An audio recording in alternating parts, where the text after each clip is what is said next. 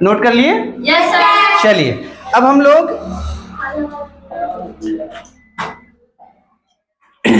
इसके कुछ एप्लीकेशंस पर चलते हैं।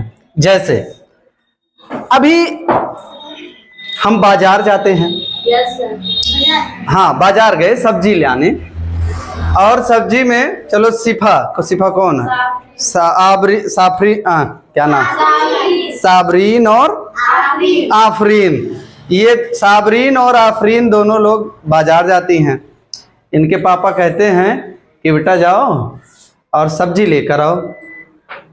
पहुंचती हैं, साबरीन सही लिखा है ना, और आफरीन, ये दोनों लोग सब्जी लेने जाती हैं। इन्होंने कहा कि हमको चाहिए आलू, तो इनको भी चाहिए आलू। अच्छा, आलू की तौल की जाती है। Yes sir. कितना चाहिए? जब हम कहेंगे कि भैया आलू दे दीजिए, तो वो पूछेगा कि कितना चाहिए, तो हम क्या बोलेंगे? 1 किलो में बोलेंगे ना। यस। हम बोल दिए कि भैया हमको चाहिए 1 किलोग्राम। साबरीन ने कहा कि हमको चाहिए 1 किलोग्राम, लेकिन आफरीन को नहीं पता था कि ये किस में तौला जाता है, तौला भी जाता है कि नहीं तौला जाता है। और इनको घर से बताया नहीं गया था कि 1 किलो चाहिए, 2 किलो चाहिए। तो इन्होंने कहा कि कुछ केजी दे दो भैया, हमारे पास इतना रुपया है, रुपया पकड़ो, जितना हो जाए इसी में से कुछ केजी हाँ दे दो। तो कुछ केजी, तो इसी कुछ को हमने एक शब्द दिया, एक अक्षर दिया x केजी या n केजी। समझ रहे हैं? अभी जैसे 2 मोटरसाइकिल थी, ओके, इसमें देखिए कितना बढ़िया मोटरसाइकिल हम बना रहे हैं। एक मोटरसाइकिल नंबर 1 और ये है मोटरसाइकिल नंबर 2। अब ये 2 लोग इस पर चला रहे हैं। चलो कौन कौन चला रहा है? सिद्धू। हाँ, चलो जिसको मोटरसाइकिल चलाना आता हो। अब ये चलाना शुरू किए, ये मोटरसाइकिल से चले जा रहे हैं, और इनकी मोटरसाइकिल ने दिखाया 10 किलोमीटर और ये रुक गए। ठीक है ना? ये 10 किलोमीटर कह रहा है चलने के लिए, मोटरसाइकिल का मीटर दिखाया 10 किलोमीटर और ये रुक गए, बस अब हमको नहीं जाना है। लेकिन ये जो मोटरसाइकिल नंबर 2 वाले थे, इन भाई साहब को पता नहीं था कि हमको कितना दूर जाना है, और चलते जा रहे हैं, पता नहीं कहां पहुंचे, जहां तेल खत्म हो गया वहीं रुक गए। तो मान लीजिए कोई मिला तो पूछेगा कि भाई कहां हम पहुंच गए हैं, कितने किलोमीटर चले आए हैं, कि अपने घर से हम कितनी दूर आए हैं। तो हमको पता नहीं है कि कितनी दूर आए, तो हम कहेंगे कुछ किलोमीटर आ चुके हैं, हम कुछ किलोमीटर दूर आए हैं। अब वो कुछ हम क्या क्या लिख सकते हैं? हम लिख सकते हैं x किलोमीटर, n किलोमीटर, इस तरीके से इसको हम दर्शाएंगे। ठीक है? चलिए, जब यही चीज अभी हमने कहा कि मान लीजिए हमको गिनती गिनना है। क्या गिनना है? गिनती। और गिनती हमने शुरुआत किया 1 2 3 4 5 6 7 8 9 n तक। ये नहीं पता है कि कहां तक हम जा रहे हैं, वो है n तक। अब n नंबर, क्योंकि n क्या है? एक क्या है? वेरिएबल है, मतलब 4 है। इसका मान 100 भी हो सकता है, 10 भी हो सकता है, 500 भी हो, हाँ 1000 भी हो सकता है, ठीक है ना, 555 भी हो सकता है, केवल 99 हो सकता है। तो इसका मान जो है वो स्थिर नहीं है, ठीक है। आइए देखिए, जैसे अब इसके साथ हमें जोड़ना है। जैसे ये एक लाइन है, इसको हमने कहा ये कितना है, 5 सेंटीमीटर, 5 सेंटीमीटर है ये। एक और लाइन हमने खींची, हमने कहा ये कितना है, 8 ओ भैया ये तो किलोमीटर लिखने जा रहे थे, गलती गलती। ये कितना हमने लिखा, 8 सेंटीमीटर है ये। अच्छा, अगर इनको जोड़ा जाएगा, क्या करना है हमको, जोड़ना है, तो 5 सेंटीमीटर धन कितना हो जाएगा, 13 सेंटीमीटर। क्यों ये जुड़े, क्योंकि ये थे भैया, हाँ सेंटी थे, इनको कहा जाता है, हाँ इनको कहा गया सजातीय, सजातीय हैं ये, ठीक। लेकिन अगर यही होता, ये था एक 10 सेंटीमीटर का और एक धागा और था, लेकिन उसकी लंबाई पता ही नहीं, उसकी लंबाई पता ही नहीं, हम लिख दिए x सेंटीमीटर, और इन्हें जोड़ना पड़ता तो कैसे जुड़ता, ये 10 सेंटीमीटर धन x सेंटीमीटर। क्योंकि ये देखिए, अब यहां पर ये क्या था, 5, ये क्या था, अचर था। सजातीय तो ठीक है, ये क्या था, अचर।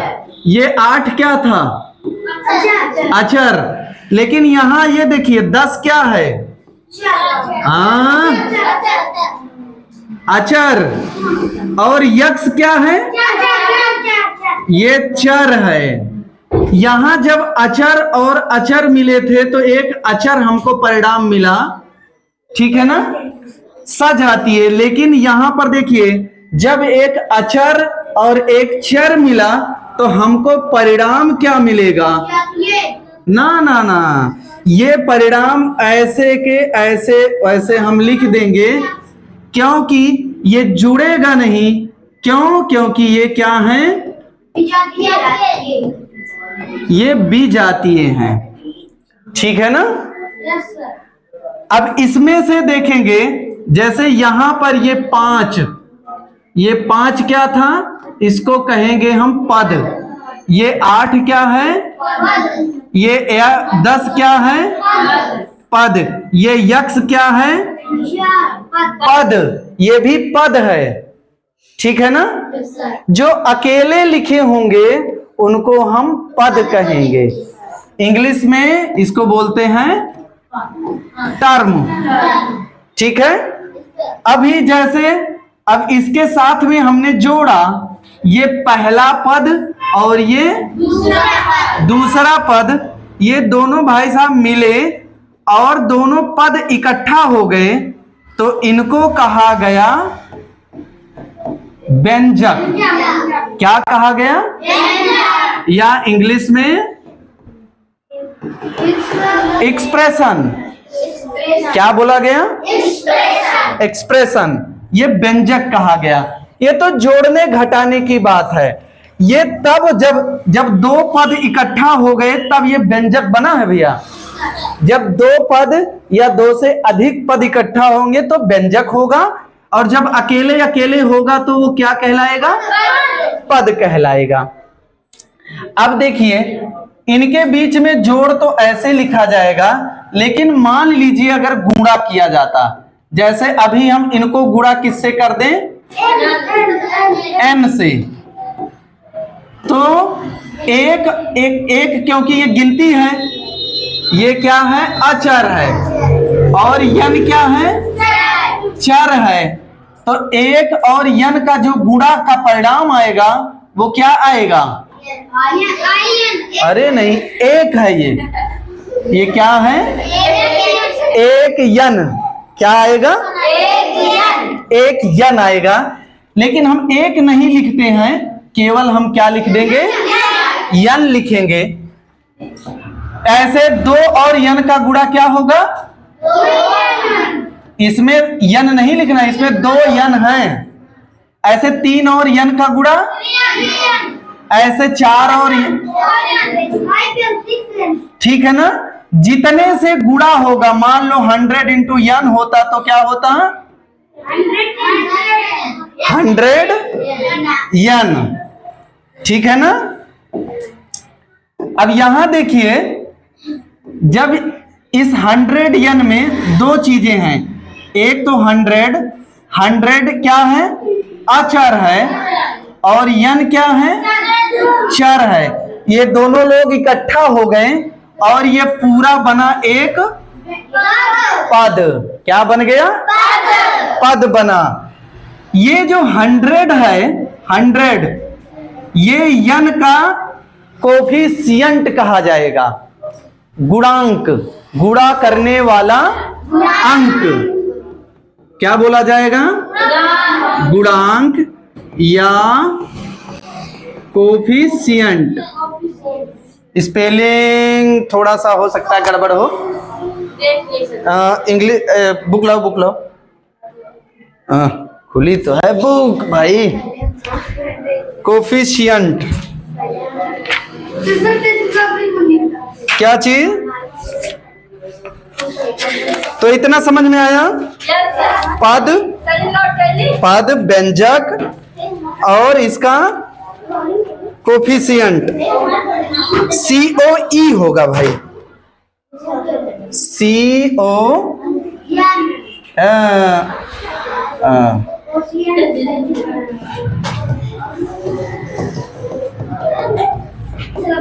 कोफिशिएंट। ठीक है ना? हाँ,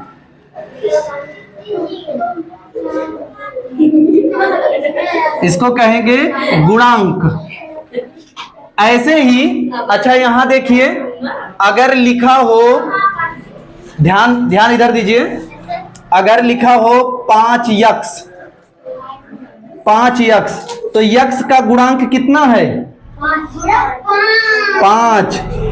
कोफिशिएंट अभी देखिए, जब हमने बताया 100 यन में यन का गुणांक कितना है? 100। 100 तो ऐसे 5 यक्स लिखा है तो यक्स का गुणांक जो अंक लिखा होगा। अच्छा मान लीजिए ऐसे लिखा हो यन, यन का गुणांक क्या होगा? जो बताएगा भाई वो ताली बजेगी उसके लिए। चलो बताओ। हाँ अभी देखो कैसे यन। हाँ ये सिद्धू के लिए भाई ताली होनी चाहिए। अभी देखिए यहां हम लोग लिखे थे ना, यन का ऐसे था ना, एक गुणे यन, तो यन लिख सकते हैं। तो इसका मतलब इसके बगल में एक है, तो इसका मतलब यन के साथ में एक है, तो इस यन का गुणांक कितना है? 1। ठीक है ना? तो क्या क्या चीज जाने? चर, अचर, फिर से पढ़ लिए हैं, पद, और क्या पढ़ लिए? व्यंजक, और क्या पढ़ लिए? गुणांक। ठीक है ना? सजातीय विजातीय भी पढ़ लिए। ओके, नोट कर लो भाई। और अभी हम लोग चलते हैं फिर एक्सरसाइज पर।